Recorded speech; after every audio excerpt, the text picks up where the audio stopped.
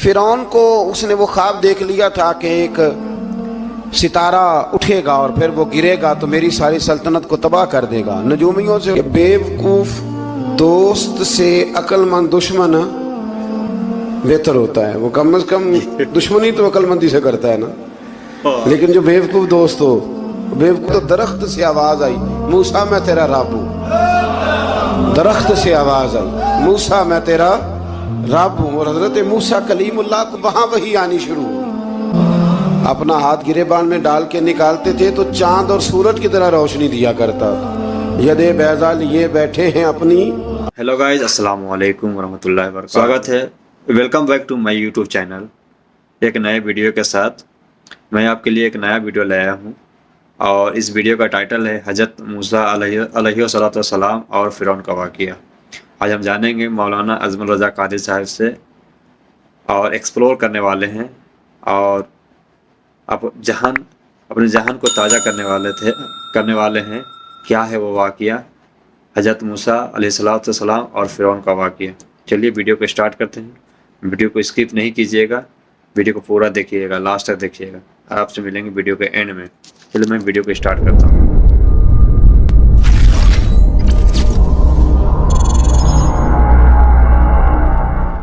फिरौन को उसने वो ख्वाब देख लिया था कि एक सितारा उठेगा और फिर वो गिरेगा तो मेरी सारी सल्तनत को तबाह कर देगा। नजूमियों से उसने पूछ लिया, उसने कहा कि एक बच्चा पैदा होगा जो तेरी सल्तनत को तबाह करेगा। चाहिए तो ये था कि वो तौबा करता, लेकिन उसने क्या किया कि उसने बच्चों को कत्ल कराना शुरू किया।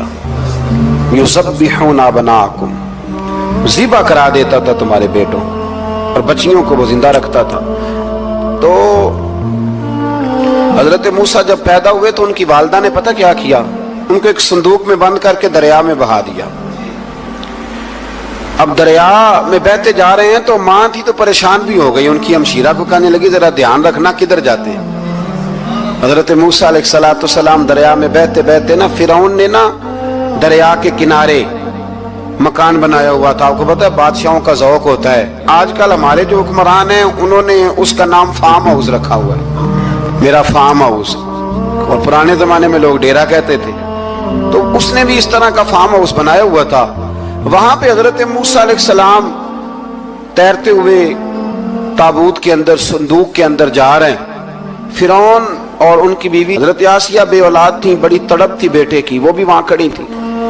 संदूक तैरता हुआ आया तो फिरौन ने कहा कि जाओ पकड़ के लाओ, देखो क्या है। जब वो लेके आए ना तो आपकी हमशीरा जो निगरानी कर रही थी परेशान हो गई कि ये तो उसके हाथ लग गए, ये तो अब मार डालेगा। लेकिन जब खूबसूरत और चमकता हुआ बच्चा देखा तो बीबी आसिया कहने लगी, ये बनी इसराइल का है ही नहीं, ये तो पता नहीं कहां से बहता हुआ यहाँ आ गया है। तू ऐसे ही छोड़, ये पता नहीं कहां से, रख ना ले, रख ना ले। तो हजरत मूसा अलैहिस्सलाम वो कहने लगा, नहीं उन्हीं के हैं, मूसा अलैहिस्सलाम उसी के हैं। तो आसिया कहने लगी, तेरे तो सर पे ना बस भूत ही सवार हो गया, हर वक्त वही लोग तुझे याद रहते, ये पता नहीं कहां से बह के आया। अब रख लिया, मान गया फिरौन। आप फिरौन के घर में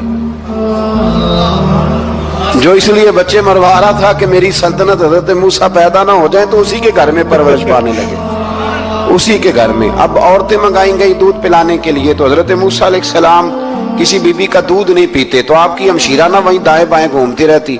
तो कहने लगी जनाब आसिया से कि मैं एक बीबी को जानती हूँ, बड़ी साफ सुथरी है, मुझे उम्मीद है ये बच्चा उसका दूध पिएगा। तो फिरौन कहने लगा, दौड़ के ला। तो वो अपनी वालदा को लेके आई तो हजरत मूसा ने फौरन दूध पीना शुरू कर दिया। फिरौन को फिर थोड़ा शक हुआ। सुभान अल्लाह। एक रवायत यूं भी लिखी है बाज लोगों ने कि फिरौन एक दिन उठाया हुआ था हजरत मूसा की, अभी थोड़ी सी उम्र थी, तो आपने उसकी दाढ़ी पकड़ के तो एक घोंसा दे मारा। जलाली तो शुरू से है ना। तो कहने लगा, आसिया तू मान ना मान, ये बच्चा वही है। तो हजरत बीबी आसिया कहने लगी कि तुझे गलत फहमी है, ये वो नहीं है। उसने कहा, देखो ना, ये तू उठाती है तो प्यार करता है, और मेरे जब करीब आता है तो इसके लबो लहजे में मैं तलखी महसूस करता हूँ। उसने कहा, बच्चों को क्या पता। खैर, एक तरफ उसने खाने पीने की चीजें रख दी, एक तरफ अंगारे रख दिए। वो भी हजरत आसिया कहती हैं कि तुझे समझ आए, बच्चे बच्चे होते हैं। حضرت موسیٰ بچے تو تھے پر تھے تو اللہ کے نبی نا، اللہ کے نبی تھے۔ جب اس نے کہا نا یہ بچے ہیں تو حضرت موسیٰ علیہ السلام بجائے انگاروں کی طرف جانے کے، نبی تھے وہ سیدھے کھانے پینے والی چیزوں کی طرف بڑھنے لگے۔ فرعون کہنے لگا اب بتا، اللہ تعالیٰ نے حضرت جبریل کو بھیجا، انہوں نے کہا ادھر نہیں جانا آپ ادھر جائیے، تو آپ آگ کی طرف گئے اور ایک کوئلہ اٹھا کے زبان پہ رکھ لیا۔ تو آسی کہنے لگی سمجھ آئی بچے کو کیا پتا کدھر جانا ہے کدھر نہیں جانا، اگر وہ اتنا ہی خیال ہوتا وہی بچہ ہوتا تو آگ۔ اور بعد مفسرین نے لکھا ہے یہ جو حضرت موسیٰ دعا مانگتے تھے نا رب اشرح لی صدری ویسر لی امری، یہ وہ آگ کا انگارہ جب کوئلہ منہ میں رکھا تھا نا تو اس کی وجہ سے زبان میں کچھ لکنت آ گئی، تو آپ دعا کرتے تھے کہ یا اللہ میری زبان کی وہ بند گرا کھول دے تاکہ میں کھل کے فرعون کے سامنے بات کر سکوں۔ وہیں حضرت موسیٰ پلنے لگے، وہیں پلے، وہیں جوان ہوئے، وہیں اللہ نے ساری دولتیں دی، بہن بھی ملی، ماں بھی ملی، اور سارے عزیزوں کا پیار بھی ملا۔ اسی گھر کے اندر اللہ نے پرورش کر کے فرعون کے ظلم سے بنی اسرائیل کو نجات عطا فرمائی۔ موسیٰ پھر فرعون کے گھر میں پلنے لگے، اور جب جوان ہو گئے تو فرعون کے ہاں جو ظلم ہوتا تھا حضرت موسیٰ اس پر بول پڑتے تھے، جلال فرماتے۔ تو فرعون پھر ناراض رہنے لگا، یہاں تک کہ اس نے آپ کو نکال دیا، آپ تشریف لے گئے وہاں سے۔ تو حضرت موسیٰ ایک دن شام کے وقت دوبارہ آئے بستی میں، لوگ سوئے ہوئے تھے، تو دو آدمی، ایک بنی اسرائیل میں سے اور ایک فرعون کی اپنی قوم میں سے، وہ دونوں آپس میں جھگڑ رہے تھے۔ لیکن وہ جو حضرت موسیٰ کی بنی اسرائیل کی قوم کا شخص تھا اس پر وہ قبطی، وہ جو فرعون کے قریبی لوگوں میں سے تھا، وہ ظلم کر رہا تھا اور بوجھ اٹھانے کی بات کر رہا تھا۔ اب اس نے حضرت موسیٰ کو پکارا کہ یہ دیکھے میرے ساتھ کس طرح کی بات کر رہا ہے، تو حضرت موسیٰ کا ارادہ بھی نہیں تھا، آپ نے بس اس کو سمجھایا، پر کچھ لوگوں کو سمجھ، تو حضرت موسیٰ نے پھر ایک مکہ مارا، ایک گھونسا مارا، صرف ایک ہی۔ یہ کئی تگڑے اور دلیر اس طرح کے بھی ہوتے ہیں کہ گھونسا ایک بھی برداشت نہیں کرتے، وہ ایک مارا، آدمی دھڑام سے زمین پہ گرا اور ماری گیا۔ حضرت موسیٰ کا ارادہ نہیں تھا لیکن وہ مر گیا۔ حضرت موسیٰ علیہ السلام نے اس بات پر اپنے رب سے استغفار بھی فرمائی، قرآن کہتا ہے کہ انہوں نے معافی چاہی کہ اللہ میرا ارادہ نہیں تھا۔ بہرحال اگلے دن نا حضرت موسیٰ دوبارہ آئے، وہ سنا کرتے تھے نا ہم کہ بیوقوف دوست سے عقل مند دشمن بہتر ہوتا ہے، وہ کم از کم دشمنی تو عقل مندی سے کرتا ہے نا، لیکن جو بیوقوف دوست ہو بیوقوف۔ حضرت موسیٰ دوبارہ آئے تو وہ بنی اسرائیلی اگلے دن کسی اور سے جھگڑا کر رہا تھا، پھر اس نے مدد کے لیے پکارا تو حضرت موسیٰ کہنے لگے مجھے لگتا یہ ہے کہ تیری عادت ہے، تو خود بڑا جھگڑالو ہے، تو نے روز نیا جھگڑا شروع کیا ہوتا ہے۔ حضرت موسیٰ جب اس کی طرف بڑھے نہ ڈانٹنے کے لیے تو اس نے شور کرنا شروع کر دیا، کہنے لگتا ہے جس طرح آپ نے اسے کل قتل کیا تھا مجھے بھی قتل ہی کریں گے۔ یہ انسانوں کا مزاج ہے کہ آپ جب تک کسی کے طبیعت کے مطابق چلیں گے وہ راضی رہتا ہے، اور ذرا آپ اس کی طبیعت سے ہٹتے ہیں تو وہ شور کرتا ہے۔ اس نے کہا جی آپ مجھے بھی لگتا ہے ماریں گے۔ حضرت موسیٰ کلیم اللہ علی نبینا علیہ السلام کے بارے میں جب اس نے شور کیا تو بات پھر فرعون کے دربار تک گئی، وہ تو پہلے ہی بہانہ تلاش کر رہا تھا۔ اس نے کہا ڈھونڈو پکڑو اور معاذ اللہ شہید کریں گے۔ کسی نے آ کے خبر دی کہ آپ جہاں سے ہجرت کر جائیں، اس لیے کہ آپ کے لیے یہاں حالات درست، اور بھائی یہ چھوڑ دیا کریں بات کہ فلاں آدمی کے حق میں فلاں جگہ حالات کیسے خراب ہوئے، تو نبی کریم علیہ السلام مکہ چھوڑ کے کیوں آئے، حضرت موسیٰ علیہ السلام نے ہجرت کیوں فرمائی۔ یہ ایک ایسی عجیب بحث ہے جس کو لوگ بلا وجہ چھوڑ دیتے، بلا وجہ چھیڑ دیتے۔ اور بالخصوص کہ خاتون نے ایک دفعہ مجھے پیغام دیا تو میں بڑی اس کی بات سن کے مجھے عجیب لگا، وہ کہنے لگی کہ دوسری جگہ میری شادی ہوئی ہے، مجھے طلاق ہو گئی تھی، تو مجھے ایک تانا روز سننے کو ملتا ہے تو اتنی اچھی ہوتی تو وہاں نہ رہ لیتی۔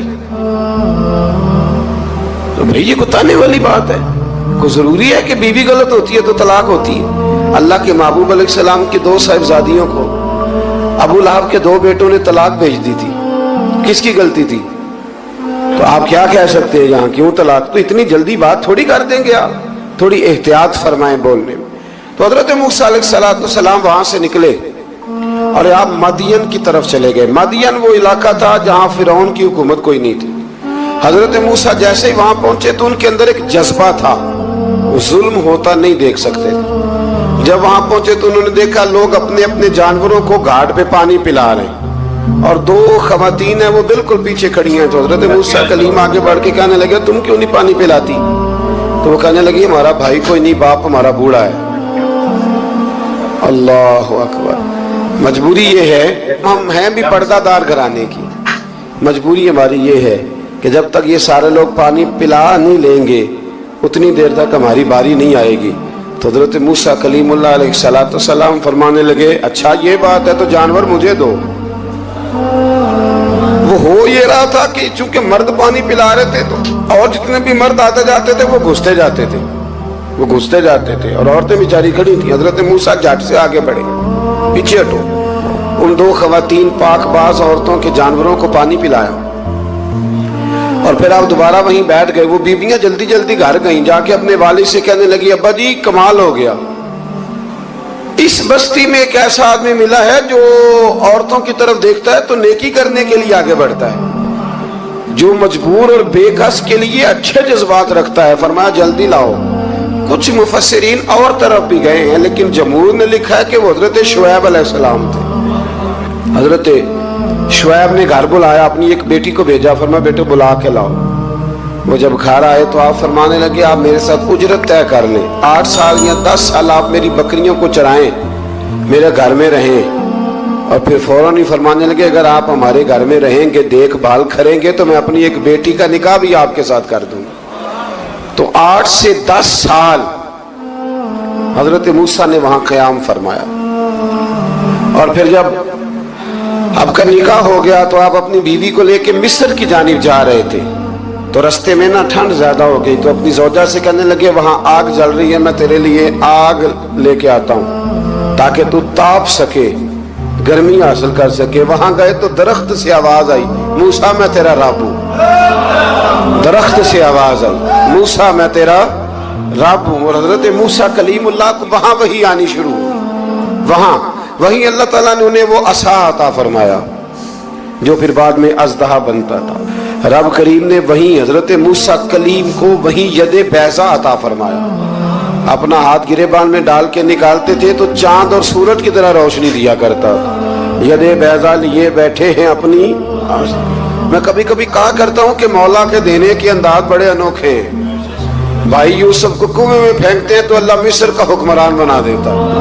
تو پھر حضرت موسیٰ وہاں سے واپس آئے اور آ کر کے آپ نے دوبارہ وہ سارا نظام زندگی شروع فرمایا. موسیٰ علیہ السلام نے ان کو دعوت حق دی اور کہا کہ میں تمہارے پاس واضح نشانیاں لایا ہوں, بنی اسرائیل کو میرے ساتھ بھیج دو.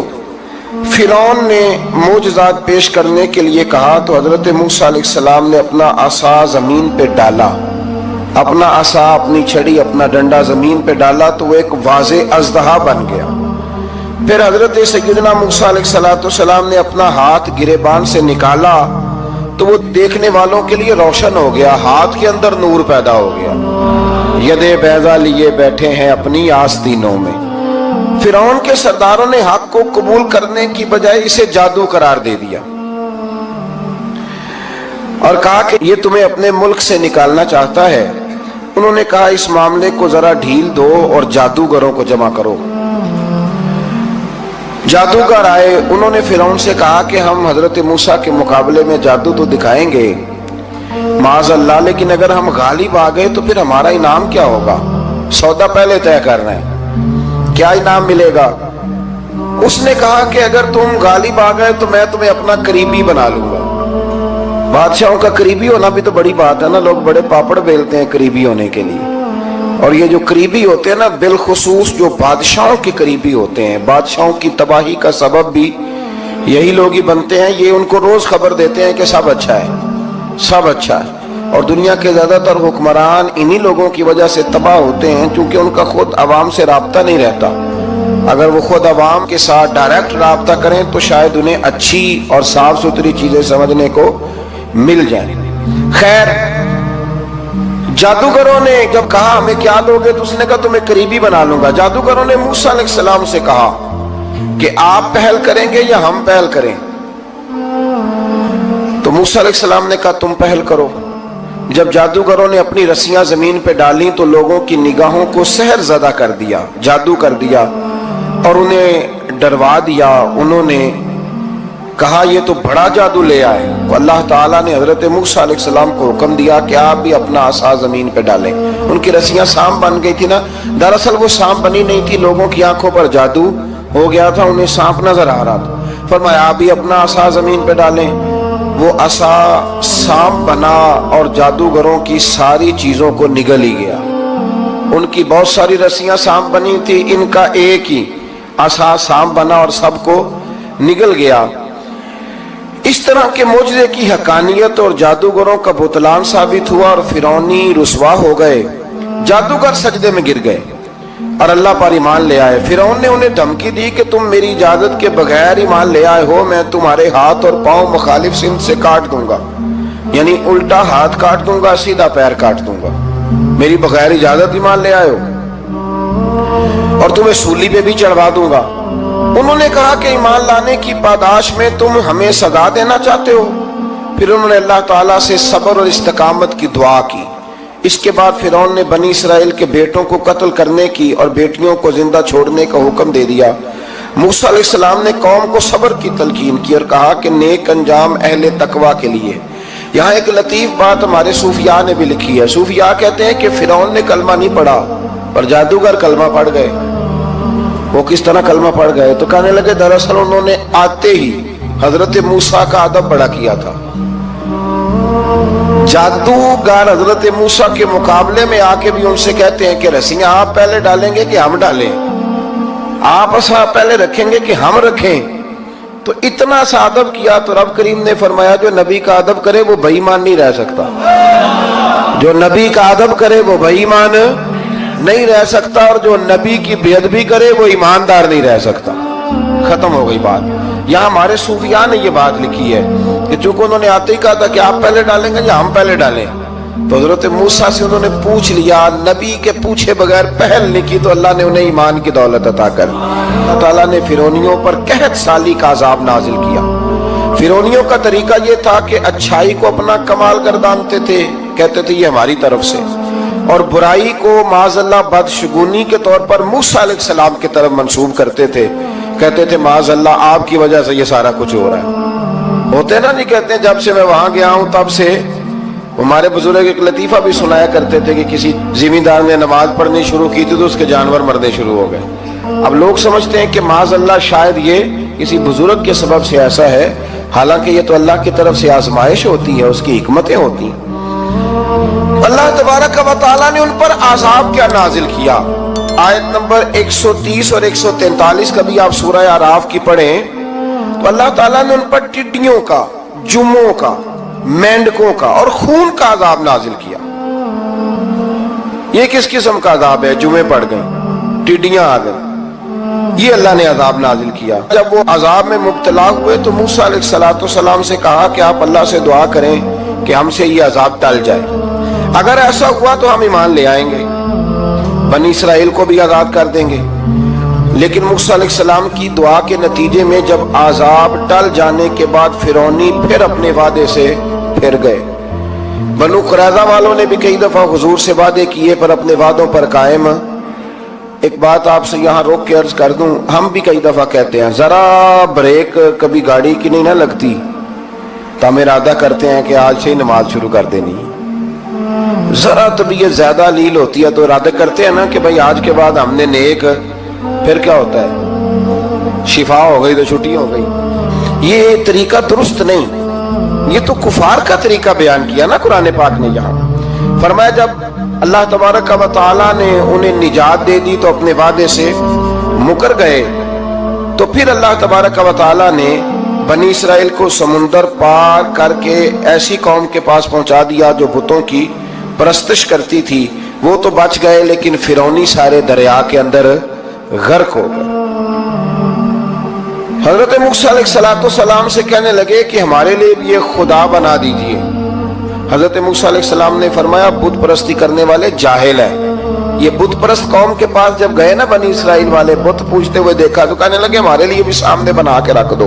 फरमाया ये तो जाहिल है, तुम इन्हें देख के असर कबूल कर रहे हो और अपनी जाहिलियत के बायस ये हलाक होने वाले भी हैं। फिर अल्लाह ताला ने बनी इसराइल पर अपनी नेमतों का जिक्र फरमाया और मूसा अलैहिस्सलाम ने अपनी कौम में हारून अलैहिस्सलाम को अपना जानशीन फरमाया और कोहे तूर पर तशरीफ ले गए। अल्लाह ने फरमाया वहां आ जाए, मैं आपको तौरात अता करता हूँ। 40 दिन का ये अरसा था।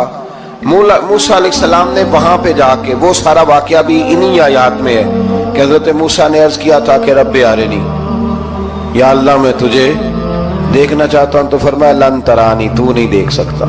वो भी यहाँ अल्लाह ने जिक्र फरमाया। फिर अल्लाह ताला ने अपनी एक तजल्ली जब कोहे तूर पे डाली तो हजरत मूसा अलैहिस्सलाम ताब ना ला सके और बेहोश हो गए और पहाड़ भी रेजा रेजा हो गया। उसका जिक्र भी अल्लाह ने इन्हीं आयात में फरमाया। आयत नंबर 144 से 155 तक हजरत मूसा अलैहिस्सलाम को रिसालत अता करने, कलीमुल्लाह का मनसब अता करने, तौरात अता करने का जिक्र है। आगे चल के बताया कि जो मुतकब्बिर लोग हैं ना, वो आयाते इलाहिया से मुंह फेरते और जो लोग अल्लाह की आयात और कयामत को झुटलाते हैं, इनके अमाल बातिल हैं। फिर मूसा अलैहिस्सलाम के कोहे तूर पर कयाम के अरसे में बनी इसराइल के जेवरात से बछड़ा बनाकर उसे माबूद बनाने का जिक्र है। इनमें एक जादूगर था सामरी, सुना है सलाला में उसकी कब्र है। हजरत मूसा कोहे तूर पे चले गए तो उसने पीछे से ना सोने का एक बछड़ा बना लिया, उसमें सोने की तारें उसके मुंह में लगाई, हवा चलती थी तो बजती थी। इतने कमजोर अकीदे की ये कौम थी कि इन्होंने फटाफट मानना शुरू कर लिया, फटाफट मानना, कहने लगे ये ठीक है। चुनाचे मूसा अलैहिस्सलाम जब वापिस आए तो कौम पर गुस्से और अफसोस का इजहार फरमाया और कहा मेरे पीछे तुमने ऐसा बुरा काम किया। उन्होंने तौरात की तख्तियां भी जमीन पे डाली और अपने भाई हारून अलैहिस्सलाम का सर पकड़ के उससे जवाब तलबी की। उन्होंने कहा ऐ मेरे मां जाए, बड़े खूबसूरत लफ्ज है कुरान पाक, ऐ मेरे मां जाए, ऐ मेरे भाई, कौम ने मुझे बेबस कर दिया और करीब था कि ये मुझे कत्ल भी कर देते। अब आप मुझ पर सख्ती करके दुश्मनों को हंसने का मौका ना दें। कभी भी दुश्मनों को अपने ऊपर हंसने का मौका न देना चाहिए। फिर आयत नंबर 151 में मूसा अलैहिस्सलाम की दुआ और कलिमाते इस्तिगफार का जिक्र है। आगे चल के बताया कि गुस्सा ठंडा होने पर मूसा अलैहिस्सलाम ने तौरात की तख्तियों को उठाया, जिनकी तहरीर में अल्लाह से डरने वालों के लिए हिदायत और रहमत की बिशारत थी। आयत नंबर 156 से लेकर 158 तक में मूसा अलैहिस्सलाम की दुआ का जिक्र है, जिसमें उन्होंने अपनी कौम के लिए अल्लाह ताला से दुनिया और आखिरत की भलाई मांगी। अल्लाह ताला ने फरमाया ये कामिल नेमत मैं उन लोगों को अता करूंगा जो ईमान के साथ तकवा भी इख्तियार करेंगे, ये उन्हें मिलेगी नेमत। और फिर वो ज़कात देंगे और इस अजीम रसूल यानी नबी करीम सल्लल्लाहु ताला अलैहि वसल्लम की वो पैरवी करेंगे। सो दोस्तों, आई होप ये वीडियो आपको अच्छा लगा होगा। वीडियो अच्छा लगे तो वीडियो को लाइक कीजिएगा, अगर मेरे चैनल पर नया है तो मेरे चैनल को सब्सक्राइब कीजिएगा, बेल आइकन दबाना नहीं भूलिएगा ताकि हमारे वीडियो को नोटिफिकेशन सबसे पहले आपको मिले। और कमेंट जरूर कीजिएगा, कमेंट करके अपना राय जरूर शेयर कीजिए। चलिए फिर मिलते हैं नेक्स्ट किसी वीडियो में, तब तक ले दीजिए हमें इजाज़त। खुदा हाफिज़, शब खैर।